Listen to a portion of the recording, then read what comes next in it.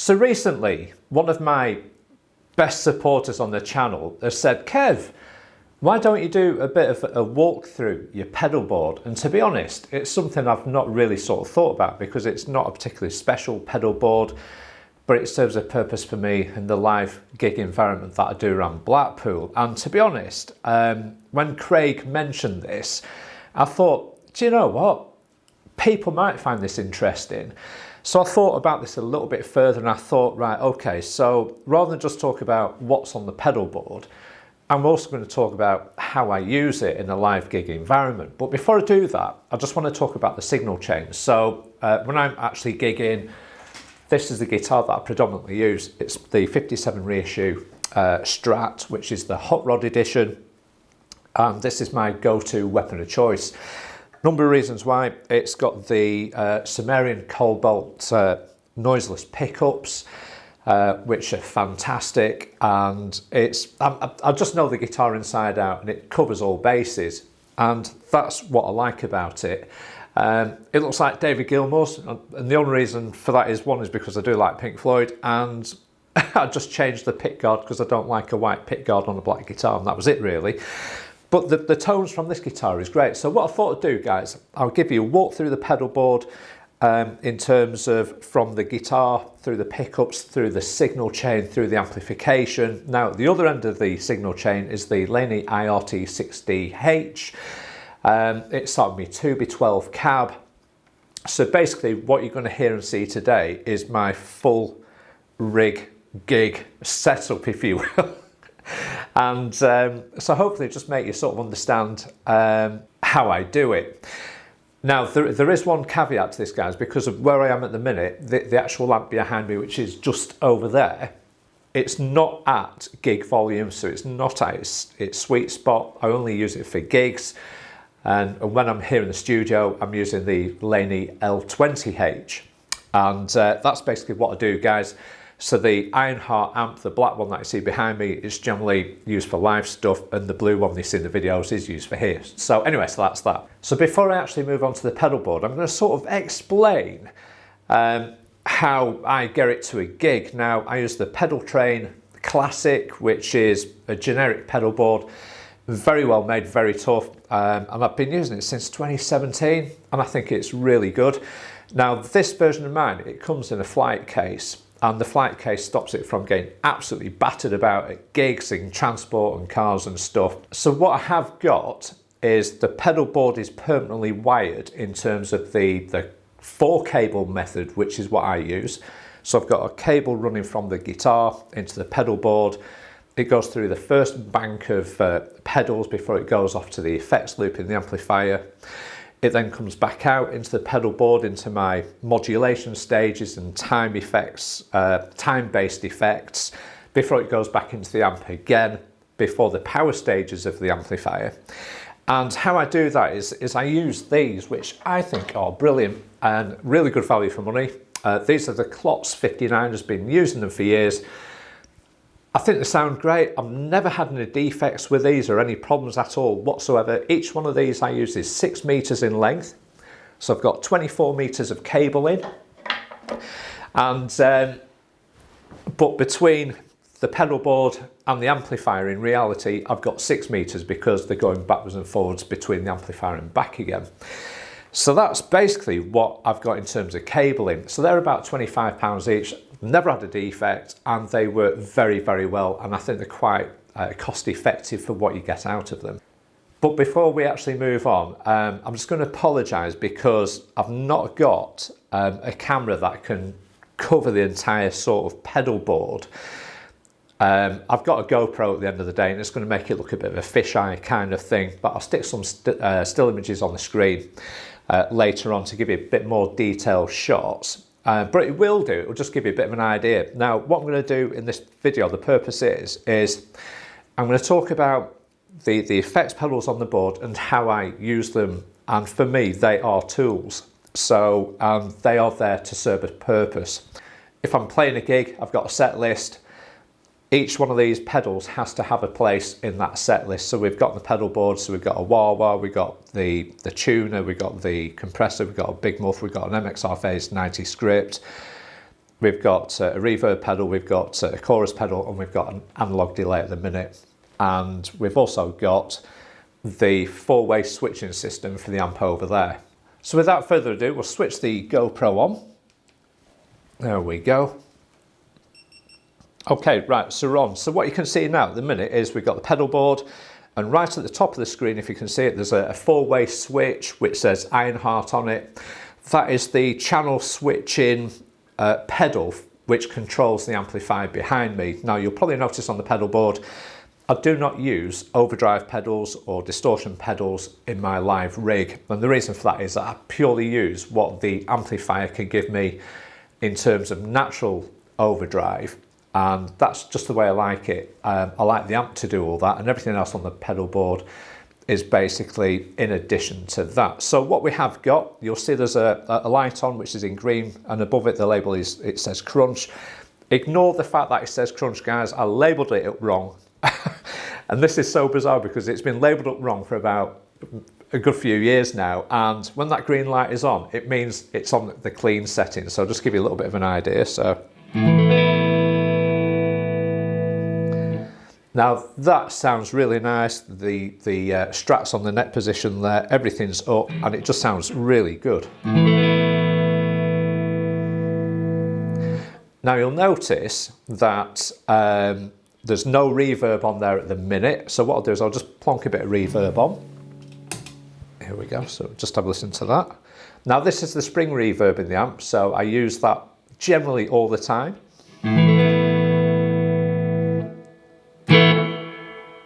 And the spring reverb in the Laney amplification systems that I use, I really like. I think it's really good stuff.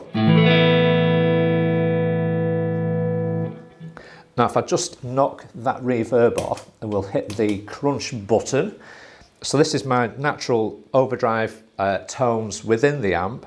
And again, the amplifier is not at its sweet spot at gig volumes because I just can't do it here at the minute. Now bring the volume up.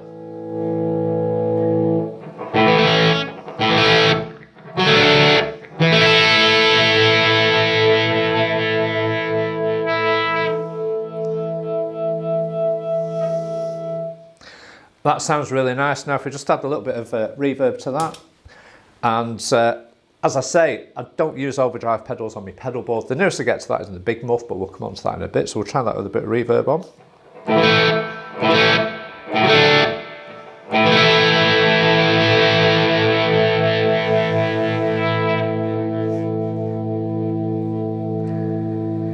And that sounds really good. Okay, so that's enough about that. So we've looked at the clean channel, the dirty channel, both of the rhythm channels, and then what I have is the lead channel on the left. I'm not going to touch that because it's just going to be far too loud in here. My little meter on my audio interface is going to peak like anything, so I'm not going to touch that. So just on the right hand side of the 4-way switching system there, I've got a button labelled up Gain Plus, which I'll just press now. And what that does, it activates the preamp in the amplifier and it gives it a front end kick, and it just gives me a little bit more overdrive should I sort of need it. So we'll just try that now.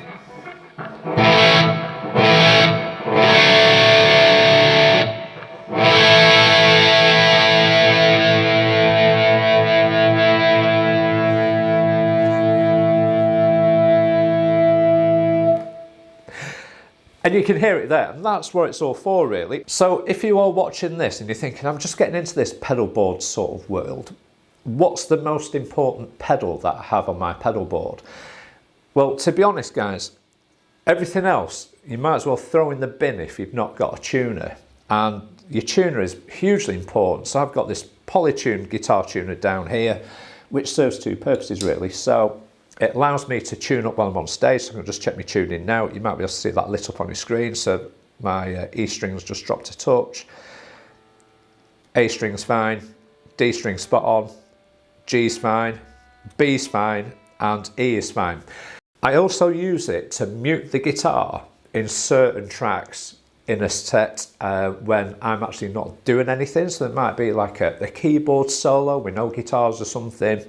And rather than turn the guitar down, I'll just hit the tuner. I can have a little bit of a tune up, or it just kills me guitar dead when I want it to do that. Now, what I also use the tuner for is I've got a buffer inside it as well, and I've activated that buffer purely because of the length of the cabling that I'm using. On the 4 cable method, I've got 24 meters of cable, which I've mentioned previously. And when you're using long lengths of cabling like I am, you can end up with a dip in your signal as it goes from A to B, from your guitar to the power stages in your amplifier. And what is noticeable when you have that dip is you lose your top end clarity. Now you can hear on my guitar at the minute, so just go back onto the clean channel. You can hear, let me have a quick look on here. You can hear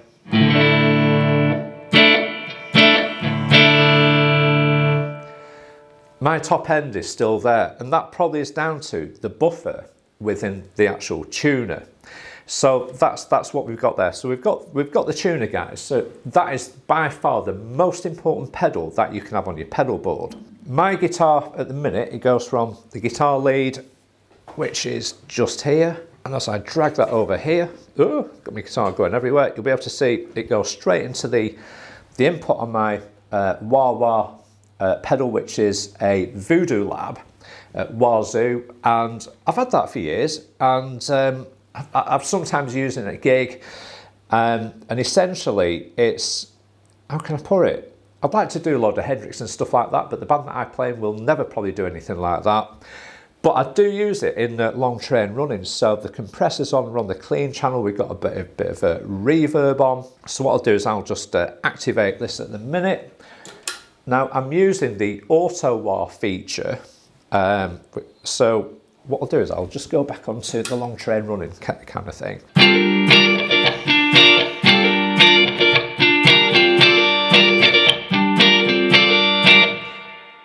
Now there is a quiet part in that song when Stu announces who's in the band, and what I tend to do is I'll just do a little bit of auto wah. And what the auto wah does, it detects the sensitivity in the guitar before it basically does the wah function. So I'm going to have to turn this up a little bit further to here.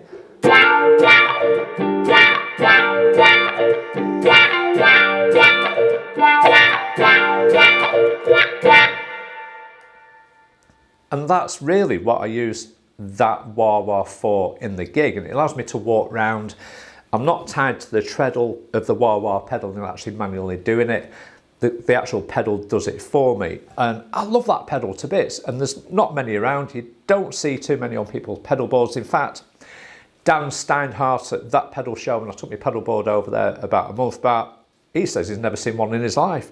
And if there's anything I don't like about the wah, is that unlike a conventional wah, I've basically got to activate the switch on the bottom right hand corner and then go into the wah process. Whereas a normal wah pedal, you can just step your foot on the entire sort of pedal, push it forward, click the button, and it does it in one process. For me to get this wah going, I've got 2 processes to go through. So we're still on the clean channel on the guitar at the minute. Now, I'm going to talk about the signal path, because we've gone into the wah wah, and then we've gone into the Polytune Tuner. Now, the reason why the Polytune Tuner is downwind of the wah wah pedal is because I've just mentioned before, it's got a buffer in there, and I don't want the buffer to impact upon the wah pedal. Now, the Polytune runs into the TC Electronics hypergravity compressor pedal. It's a pedal that's on most of the time now on my pedal board. And for example, with the long train running, it really balances out the sound of the guitar between each and every string. But also, how can I put it? If the guitar peaks in terms of volume, it will basically, it will stop that from getting into dangerous territory, which I could see on my audio interface just earlier when I set all this up. I could see that without it, my audio interface in terms of levels was going into the red. Now the compressor maintains that, and it really just tightens everything up and makes everything just a little bit more uniform. I've got the sustain on around about 10 o'clock. Now I tend to move that between 9 o'clock and midday, depending on what guitar I'm using. On the Black Strat, it's around about 11 at the minute. The attack is at 3 PM, and that gives me that attack I want for the clean stuff. and I like that. And levels at midday, and the blenders at midday as well. So we've got a blend between the natural uncompressed signal and the compressed signal of the hypergravity effects pedal. Guys, it's not an expensive pedal. I love it to bits. It's been on the pedal board for absolutely years. And if you want to know more about it, go back in the videos. There's a video there all about it from when I got it. And to be honest, it's there all the time and it's absolutely brilliant. So quickly moving on, we're still on the clean channel. Now we've got the big muff on the pedal board there. Now importantly, this is the only time when the compressor pedal is switched off. So I'm going to switch that off. And I'm going to actually mute my signal at the minute by kicking the Polytune on. Big muff is now on. And the reason for that is that if you've got a compressor running into like a muff pedal or like a fuzz, it loses its dynamics, guys. It sounds just awful, muddy and disgusting.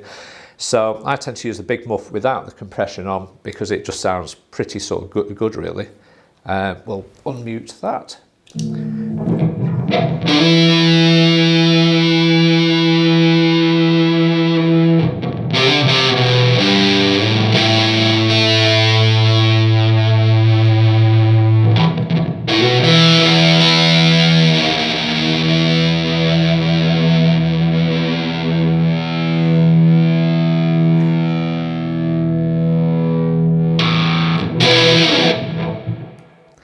So one track that we use the big muff on in the band Killing Time is the Arctic Monkeys, Bet You Look Good on the Dance Floor, and it's just a great track, a banging track, and for me it gets me away from the natural overdrive of the amplifier. We're on the clean channel at the minute, and it's a little bit more different and a bit more, I just love it, to be honest.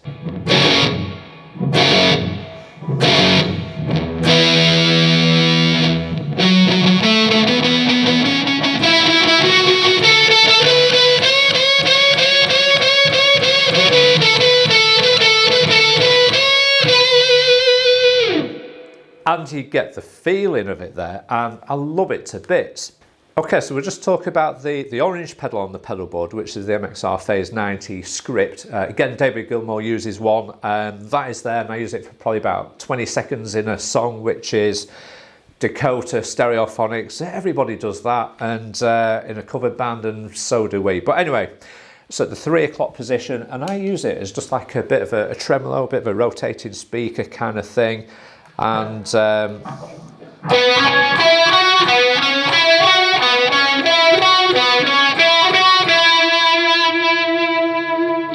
you get the idea there. Now, I believe Eddie Van Halen, even though I don't play his stuff, to be honest, has more David Gilmour, more Gary Moore, but I believe he has it around at 9 o'clock there.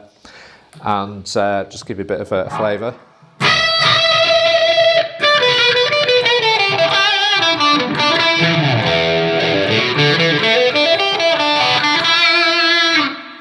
And that's the MXR Phase 90, guys. And what I tend to do on the pedal board when I'm at home in the studio using my other amp, if I need a little bit more overdrive, that comes off and I put in a blues driver. So from that, the cable comes out of the orange pedal, the MXR Phase 90, into the effects loop of the amp.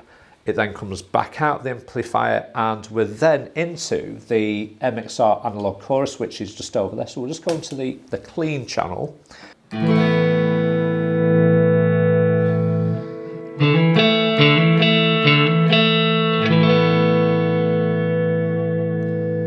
I've just popped the chorus on, so this is it on in my preferred settings.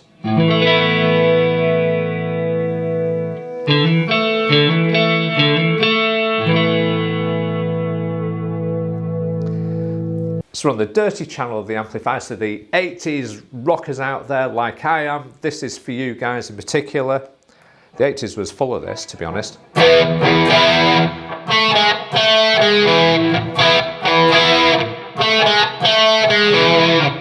And you get the idea, really.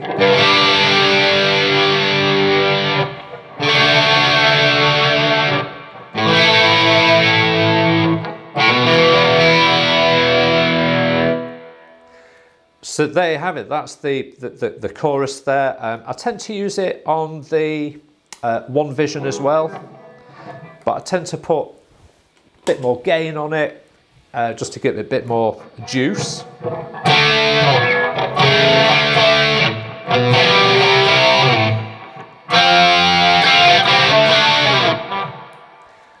And it just gives it that 80s vibe, and I think it sounds absolutely the dog's nuts.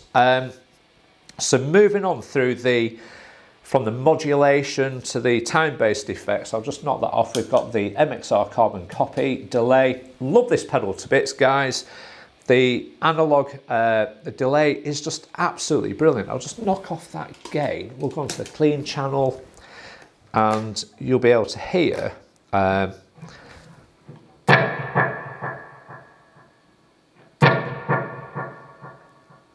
and what I like about analog delay is that it's not in your face, it's quite subtle. The repeats are quite dark, and as they fade out they get a little bit darker, a little bit more subtle. And the way I've got that set up at the minute, and don't forget guys, you're hearing this in isolation, and you're probably thinking the delay sound is probably a bit too much in your face. Now the thing is, in the context of a band or a recording in a mix, you can get away with more delays and reverbs than you can solo, if you will. Hope that makes sense. And I did mention that to Mick at that pedal show when I was there about a month back, and he said, yeah, you can get away with heaps more time-based effects than you would do by yourself. And so I'm doing something right, to be honest. So let's have a listen to that.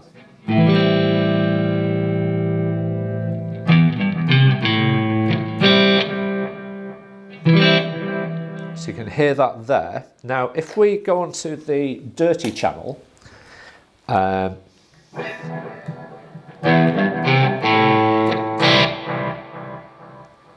you can hear it now.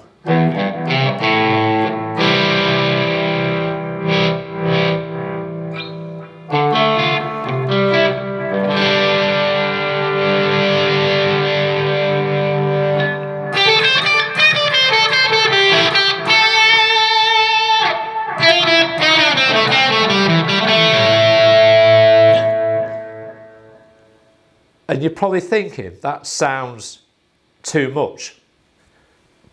But as I've sort of mentioned, in the context of a band, it sounds just about right. What I've also got on there, on terms of the delay, is I've got marker pen all over it. This is what I have to do at a gig, is change my settings. So I'm going to go onto the clean channel, take the reverb off. So if we do a track which is a David Bowie, say Let's Dance,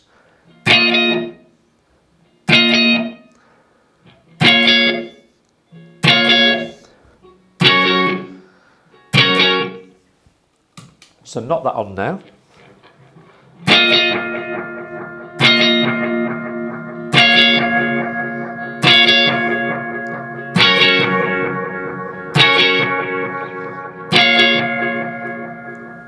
You get the idea, and there will be those of you out there saying, well, hang on a minute, Nile Rodgers, when he was writing that track for David Bowie, is it not a more digital delay? Well, yeah, it is, and I've not got a digital delay on my pedal board, so I'm having to make do with the carbon copy at the minute, doing the best that it can, so that there's negatives to it. One, it should be brighter repeats. The repeats that I've got in terms of timing are strictly correct. It is a fiddle because at a gig I've got to bend over and bugger about with the pedal, assuming I can see what I'm doing. And then when I finish that track, I've then got to lean over and then take all those settings back, because guess what, guys? I do forget.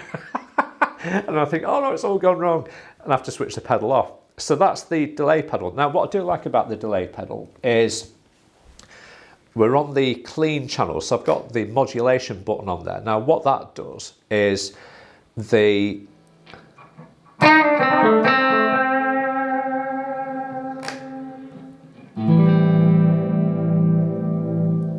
so what you can hear is the first chord I'm playing, or the first note I'm playing, the carbon copy delay pedal lets me do that.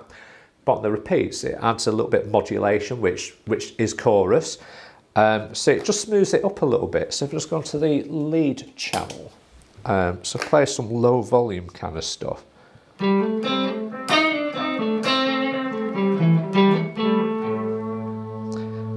up the volume a touch.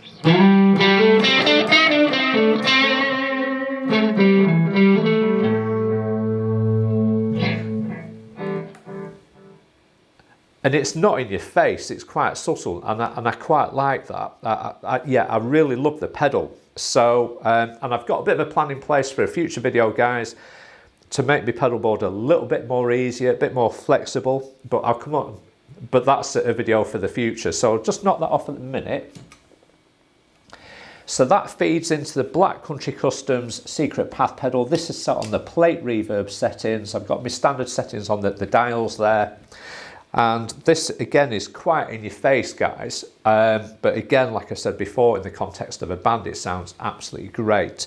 Did a gig in Blackpool the other week, and there's a lad talking to me about guitars. He stayed there for the full gig, loved it, and when I put the reverb pedal on for Champagne Supernova with just a little bit of delay, he stood up and had a look at my pedal board to see what I was doing, and I think it sounded great. But again, when we got my sister's keyboards going at that beginning of that song and the introduction, this reverb suits it really well. In the context in this room doing this video today, guys, it's probably going to sound too much, but these are my gig settings. And let's have a little bit of a listen.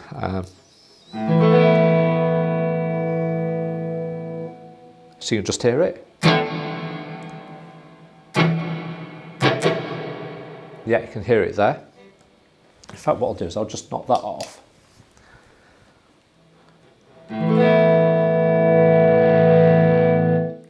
In fact, I need to be on the clean channel, guys. Sorry about that. I need to be on the clean channel. Let's try that. So that's no reverb on at all. Put the reverb pedal on. First impressions are, it sounds, there's a lot going on, but trust me, in the context of the band, it sounds pretty good. So let's have a bit of a listen, so about sort of mid-volume. Bring the volume up.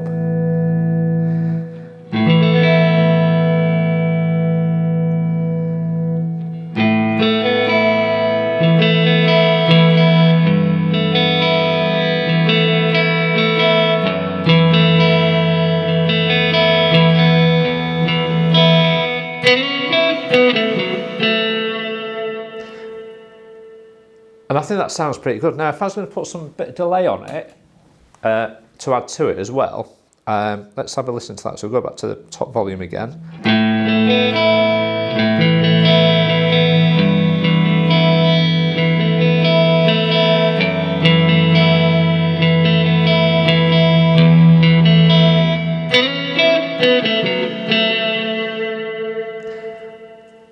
So what I've done now is to smooth out the delay within that track, I've put the modulation on so it adds chorus to the repeats just to soften it up a touch.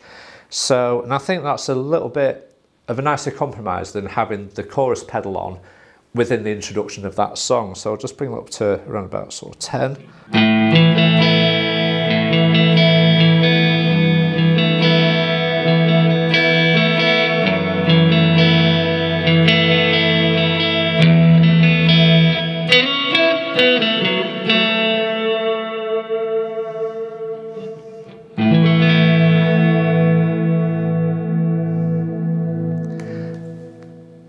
Now, if I was to knock that modulation off and put on the MXR Chorus, I think it'd probably be a bit too much, I think, but we'll see. We shall find out, guys. We shall find out.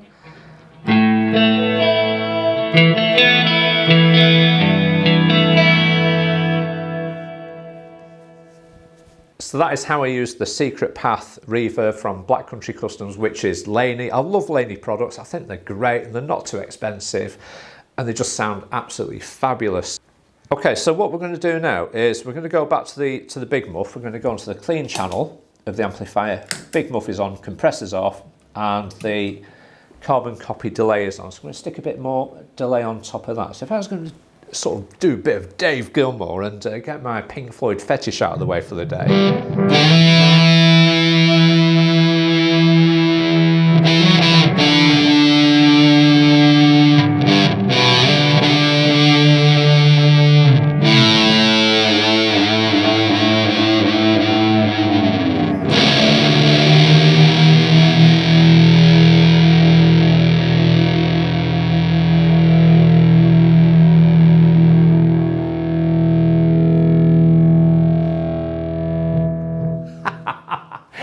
can't get enough of that, and I'm going to end up with a copyright slam purely because of that, but I'm willing to risk it, guys. So as you can see, in essence, all these pedals used in different combinations give me an absolute palette of tone to work with. And it's not an expensive pedal board, guys. They're not boutique pedals by any means. They're just general production runs that have been around for years and years and years. And I hope that's given you a little bit of an insight into my pedal board and how I use it at gigs. If you've got any questions, just let me know. Let me know within the comments what you use and how you use it. And this pedal board will be going through a little bit of a minor transformation in the next sort of few weeks, because I've got stuff I need to do to it to make it more versatile and easier to use at gigs. It's not a show queen pedal board by any means. It's here to serve a purpose, and I absolutely love it to bits. I really do love it to bits, and it works very, very well. And it's been 100% reliable, and I don't suffer from noise or tone suck. And that's all I can say, guys. So if you've enjoyed this edition of Gigs and Guitars, please like, share, subscribe. We'll see you next time for another fantastic episode of your favourite guitar content. Goodbye.